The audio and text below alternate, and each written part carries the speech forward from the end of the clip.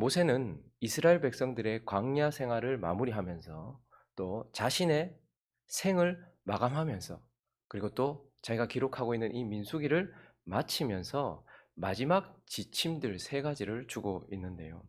이 지침들은 이제 세상을 살아가야 되는 하나님의 백성들, 세상 속에서 하나님의 나라로 살아가야 되는 주의 백성들을 향한 하나님의 마음과 하나님의 바램이 담겨져 있는 지침들입니다.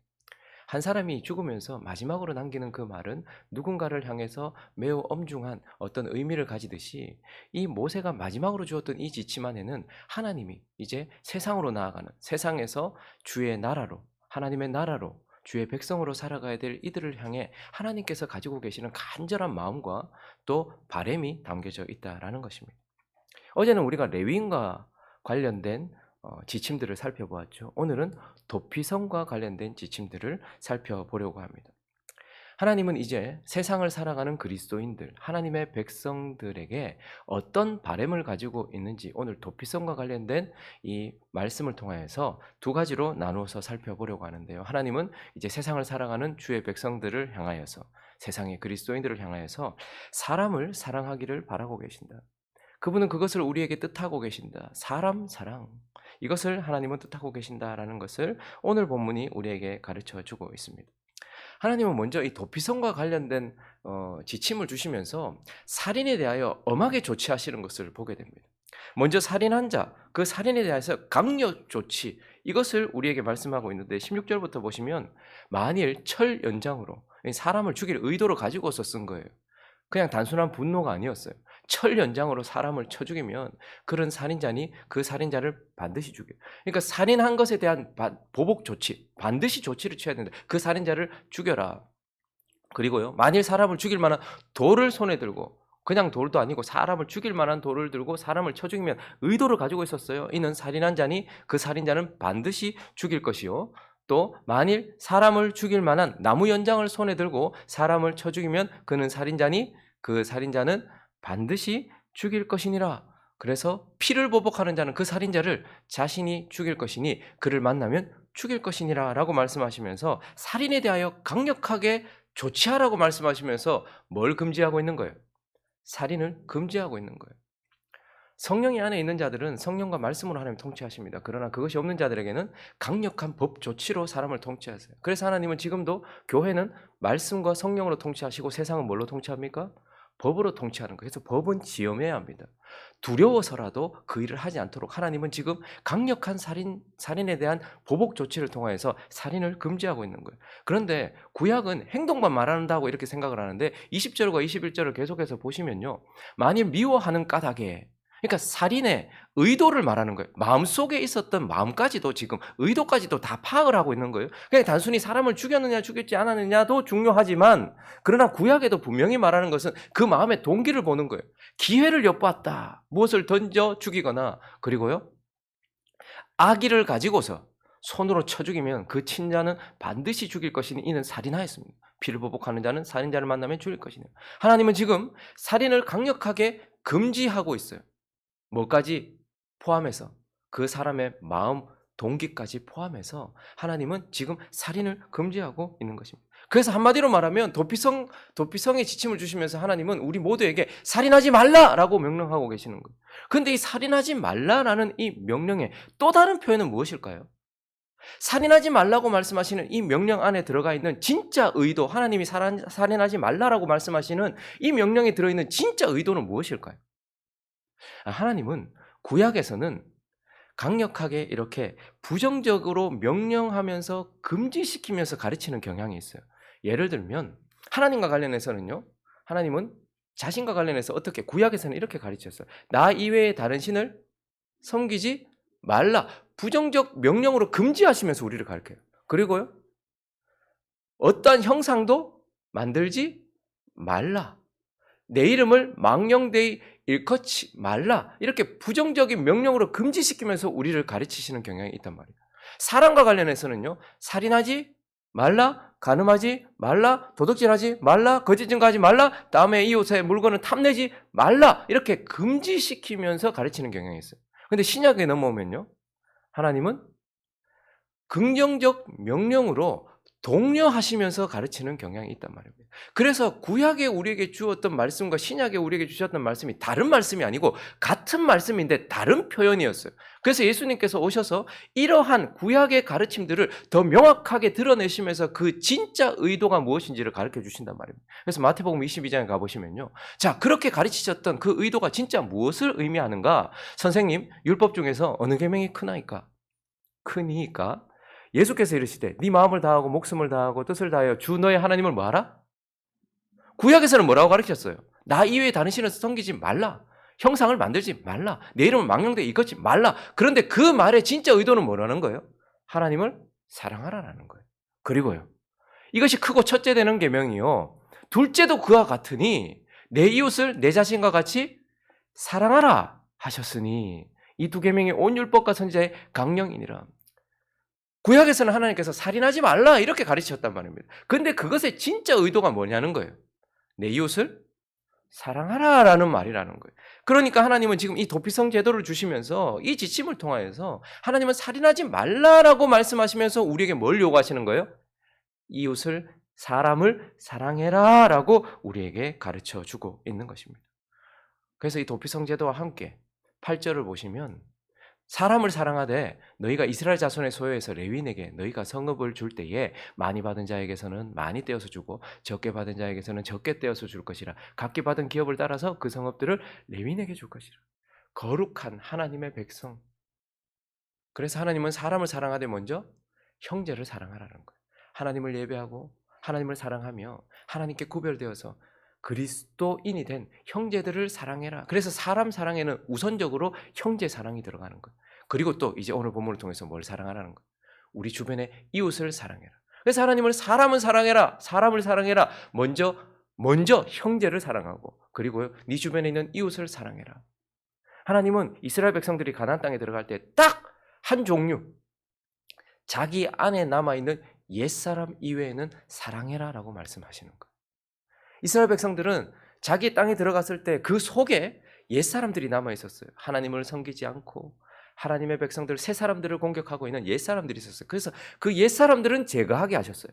그렇지만 그 주변에 있는 모압, 암몬, 에돔 그 주변에 있는 모든 사람들은 다 이웃으로 사랑하게 하셨다는 말입니다. 그래서 이 말씀을 통해서 우리에게도 동일하게 말씀하세요.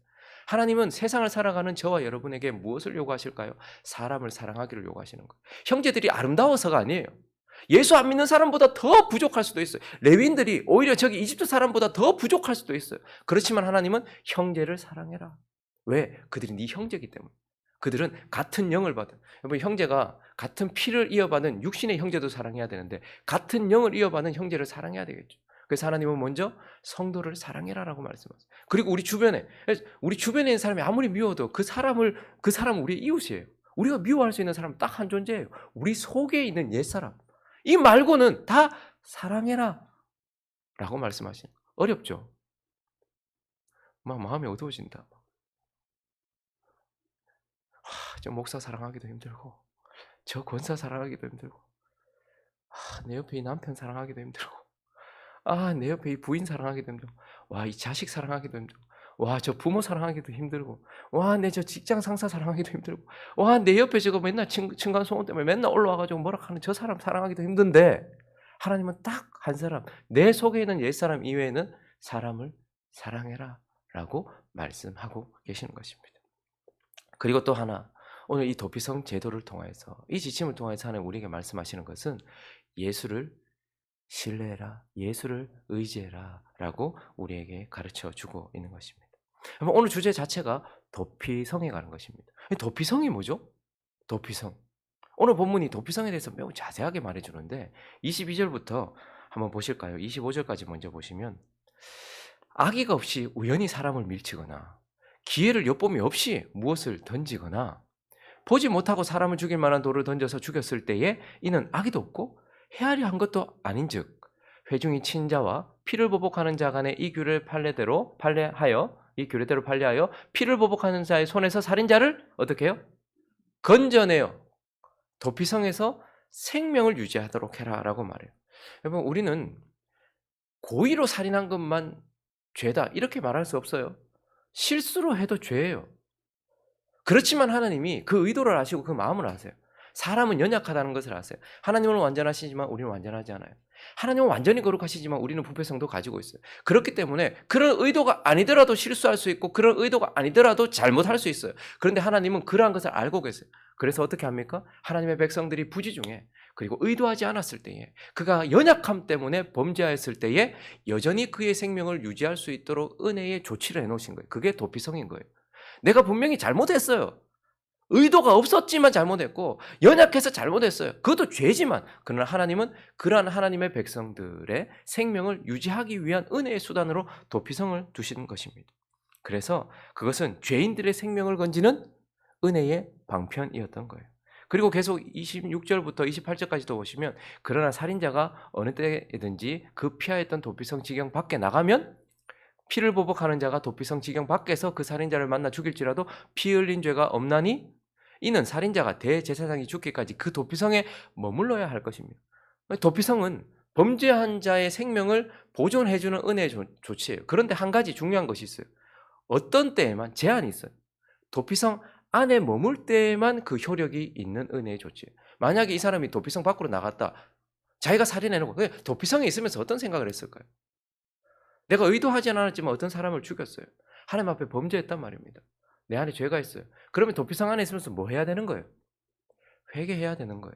그런데 그것도 잊어버린 채 도피성 밖으로 나간다든지 함부로 행동한다든지 해서 도피성 밖에 나가면 어떻게 되는 거예요?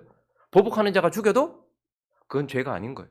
그래서 이 은혜는 범죄한 자를 구제해주고 그 생명을 연장시켜주며 그 생명을 보존해주는 이 은혜는 도피성 안에 있을 때에만 효력이 있는 그러한 은혜의 방편이고 28절에 다시 한번 더 보시면요. 또 하나 이 도피성 제도에서 더 큰 은혜가 있어요. 도피성에 머물러 있어요. 내가 지었던 죄를 회개하면서 하나님 앞에서 하나님의 은혜로 생명을 유지하고 있어요. 그래서 그 밖에 나가지 않고 도피성 안에 있었어요. 자, 그런데 대제사장이 죽은 후에는 그 살인자가 자기 소유의 땅으로 어떻게 할 수 있어요? 돌아갈 수 있어요. 그러니까 제사장의 죽음을 통하여서 그에게는 진정한 자유가 주어지는 그러한 은혜의 방편. 신기하죠? 아마 죄에는 죽음에는 죽음으로 갚아야 되는데 대제사장의 죽음을 대속하여서 그 죽음을 대신하여서 내가 생명을 얻어 이제 자유까지 얻게 되는 생명을 보존하는 것도 은혜예요. 그런데 대제사장이 죽음으로써 그 죽음으로 인하여 나는 자유를 얻을 수 있게 하는 것 이게 도피성 제도고 무엇보다도 도피성 제도는요. 13절부터 보시면요. 너희가 줄 성읍에 6을 도피성이 되게 해라. 그러면 하나님께서 르우벤과 갓 지파가 하나님이 약속하지도 않은 땅 요단 동편에 있는 땅까지 요구하는 바람에 하나님의 나라가 요단 동편까지 있었어요. 그런데 하나님께서 도피성을 주실 때에 14절도 보시면요. 새 성읍은 요단 이쪽 그러니까 동편을 말하는 거예요. 그리고요. 새 성읍은 가나안 땅에 두어서 요단을 중심으로 이쪽 요르단 지역과 그리고 가나안 땅까지 다 세 개씩 이렇게 두게 하였어요. 그래서 이 6성읍은 이스라엘 자손과 타국인과 이스라엘 중에 거류하는 자의 도피성이 되리니 부지 중에 살인한 모든 자가 그리로 도피할 수 있느니라 이렇게 말씀하시는 거예요. 그러니까 도피성은요. 모든 자가 다 피할 수 있는 은혜의 수단인 거예요. 타국인이라고 혹은 이런 사람이라고 그게 아니라 모든 사람들이 부지 중에 하나님의 은혜를 구한다면 갈 수 있는 거예요. 그래서 도피성은요. 그 전승에 의하면 길을 매우 잘 닦아놨고 넓게 닦아놨어요. 그래서 누군가가 범죄하는 순간 생명의 위협을 느끼고 자책감이 들고 할 때에 누구든지 하나님의 은혜로 곧바로 달려갈 수 있도록 그래서 요단 동편에 있기 때문에 못 찾아가는 일이 없거나 요단 동편에 있는 사람들이 이쪽에 있기 때문에 못 찾아가는 일이 없도록 하나님께서 은혜의 수단이 필요한 모든 자에게 그리고 언제든지 즉시 갈 수 있도록 조치해 놓은 것이 도피성이라는 것입니다. 자, 이 도피성은 결국 뭘 말하고 싶은 것일까요? 이 도피성은 결국 우리의 피난처 되시는 예수 그리스도의 예표인 거예요. 도피성 제도를 통해서 하나님은 너희의 진짜 도피성이 있다. 그게 누구라는 거예요? 예수 그리스도다. 이렇게 말씀하시는 거예요. 그래서 예수는요. 구원받은 하나님의 백성들이 범죄했어요. 우리는 피의 보복자들에 의하여서 그 죄에 대한 보복을 받을 수밖에 없어요. 그런데 하나님은 그러한 우리의 생명을 여전히 보존하시는 우리의 도피성. 왜 하나님의 진노가 우리에게 더 이상 내리지 않을까요? 왜 세상은 사단은 우리를 완전히 죽이지 못할까요? 우리가 예수 안에 있기 때문인 거예요. 도피성 되시는 예수 때문인 거예요. 그래서 예수는요, 죄인된 우리의 생명을 지켜주시는 진짜 도피성이고, 그리고 또 하나 중요한 것이 있어요. 우리가 예수 안에 머물 때에만 그 효력이 있는 그러한 도피성이라는 거예요. 그래서 성경 안에서요, 특별히 신약 안에서 제일 많이 쓰는 단어가 뭔지 아세요? 주 안에, 예수 안에, 예수 안에 이런 말을 더 많이, 믿음보다 더 많이 쓰는 말이 예수 안에, 예수 안에서, 예수 안으로, 주 안에 이런 말을 쓴단 말이에요. 그러므로 우리는 그들이 믿음으로 도피성으로 달려갔던 것처럼, 그리고 믿음으로 도피성 안에 머물렀던 것처럼 우리는 계속 믿음으로 예수 안에 머물러야 돼요. 우리가 눈을 뜨자마자, 오늘 새벽에 나오기도 전에 눈을 뜨자마자 우리는 예수 그리스도의 피와 그리고 성령의 깨끗하게 하심과 임재 안에서 하나님 안에 있습니다. 나는 오늘도 예수 그리스도 안에 있습니다. 그래서 나를 그리스도 안에 있는 자 그리스도인이라고 부릅니다. 나는 오늘도 그리스도 안에 있습니다. 믿음으로 그리스도 안에 있습니다라는 걸 늘 고백해야 되는 거예요. 그래서 우리가 그리스도 안에 있을 때는 안전하게 하는 그러한 은혜의 제도죠. 그리고요, 그 예수는 도피성의 대제사장이신 거예요. 그분의 죽음으로 우리는 이제 자유도 얻게 하시는, 그분은 대제사장의 도피성의 대제사장이 되시고, 그리고 모두가 다 언제든지 피할 수 있는 가장 가까이 있는 예수 그리스도라는 도피성이라는 것. 그들은 여러 곳으로 달려가야 했어요. 그렇지만 우리는요, 즉시 지금 눈을 감아 주님, 나를 주의 날개 아래 품으소서. 주여, 나를 덮으소서. 당신의 피로 나를 덮으시고 당신의 은혜로 나를 덮으소서. 그래서 속죄소 위에 피를 뿌렸을 때 하나님의 진노가 멈추고 그들을 받아줬던 것처럼 주여, 내가 주님 안에 날개 그늘 아래 있습니다 라고 하면 가까이 언제든지 나아가면 주님 안에 지금도 당장 들어갈 수 있는 가장 가까이 있는 우리 모두의 도피성, 그것이 바로 예수 그리스도다라는 것입니다. 그래서 하나님은요, 세상을 살아가는 우리에게 예수를 의지하기를 바라고 계시는 거예요. 여러분, 인생의 위기는 언제 올까요? 인생의 위기는 사랑해야 할 사람을 미워할 때 찾아옵니다. 우리는 사람을 사랑해야 돼요. 우리의 인생의 무너짐과 흐트러짐과 더러움과 이런 혼란스러움은 사랑해야 할 사람을 미워할 때 찾아와요. 그래서 많은 사람들의 마음이 에덴이 아닌 이유, 많은 사람들의 마음이 황폐해진 이유는 하나님께서 사랑하라고 주신 이 사람을 사랑하지 않고 미워할 때 찾아온단 말이에요. 근데 또 하나, 우리 인생의 위기, 어려움이 언제 찾아오냐면 사랑해야 할 사람을 신뢰할 때 찾아오는 거예요. 이 사랑해야 될 사람을 미워해도 우리에게는 문제가 되지만 사랑해야 될 사람을 사랑하지 않고 믿으면, 신뢰하면 그때도 문제가 생긴단 말이에요. 그 누구도 사람이라면 믿음의 대상, 신뢰의 대상은 아니에요. 남편이 아무리 믿음직스러워도, 부모가 아무리 믿음직스러워도, 자식이 아무리 믿음직스러워도, 목사가 아무리 믿음직스러워도, 장로가 아무리 믿음직스러워도, 권사가 아무리 믿음직스러워도 사람은 사랑의 대상이지 믿음의 대상, 신뢰의 대상이 아닌 거예요. 근데 하나님은 오직 세상 가운데서 한 사람만 신뢰하게 하셨단 말입니다. 누굽니까? 참 하나님이시요 참 사람이신 예수 그리스도. 진짜 우리의 피난처 되시는 예수 그리스도 이외에는 전부 사랑의 대상이지 신뢰의 대상이 아니라는 말이에요. 그래서 많은 사람들이 마음의 상처를 받고 황폐해지고 어려워지는 이유는 사랑의 대상인 사람을 믿음의 대상으로 신뢰해버렸기 때문이에요. 하나님은 오직 세상 가운데 수많은 사람을 두셨지만 오직 한 사람, 참 하나님이시요 참 사람이신 예수 그리스도, 그분만 신뢰하게 하시고 그것을 통해서 하나님은 도피성 제도를 통해서 세상을 살아가는 동안 너희는 부지 중에 죄를 지을 것이요 너희 주변에는 피해 보복자가 너를 위협할 것이다. 그런데 그때에 오직 한 사람, 오직 한 사람, 예수 그리스도를 신뢰하고 그를 의지하라 라는 말씀을 우리에게 주고 계시는 것입니다. 말씀을 정리하겠습니다. 세상을 살아가는 우리에게 이제 하나님은 이 마지막 지침들을 통해서 중요한 교훈들, 그분의 바램을 우리에게 주고 있습니다. 우리는 세상을 살아가면서 오직 한 사람만 미워해야 됩니다. 이건 반드시 있어야 되는 거예요. 누구를 미워해야 될까요? 내 안에 있는 옛사람.